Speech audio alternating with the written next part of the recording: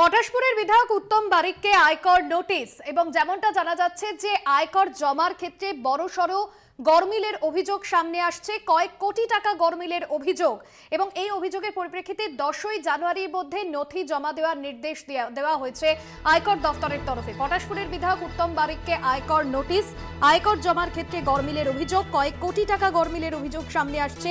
10ই জানুয়ারির মধ্যে সমস্ত নথি জমা দেওয়ার নির্দেশ আয়কর দফতরের। পটাশপুরের বিধায়ক উত্তম বারিককে আয়কর নোটিশ, রিটার্ন জমায় গরমিলের অভিযোগ আয়কর দফতরে।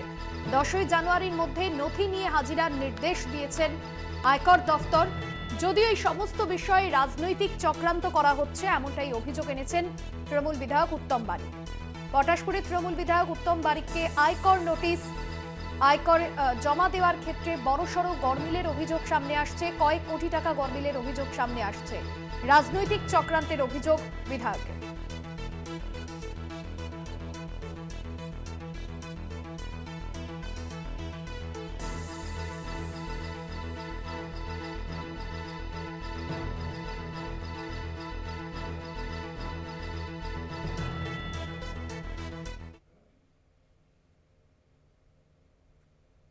দপ্তরের নোটিশ 10 তারিখের মধ্যে আপনাকে আয়কর দপ্তরের সেখানে হাজিরা দেওয়ার নির্দেশ দেওয়া হয়েছে এবং সমস্ত রিটার্ন জমা দিতে বলা হয়েছে, এরকম সূত্র মারফত আমরা খবর পাচ্ছি। কী বলবেন? ধন্যবাদ সাংবাদিকদের এত গোপনে খবর রাখার জন্য।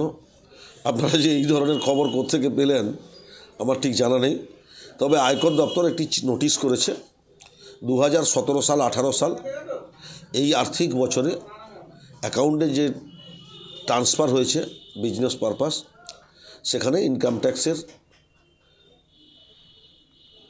পরিমাণ মতো অর্থ আয়কর দপ্তরে জমা পড়েনি, এই মর্মে একটা নোটিশ করেছে। তবে আমার যতটা জানা ইনকাম ট্যাক্স ক্লিয়ার আছে।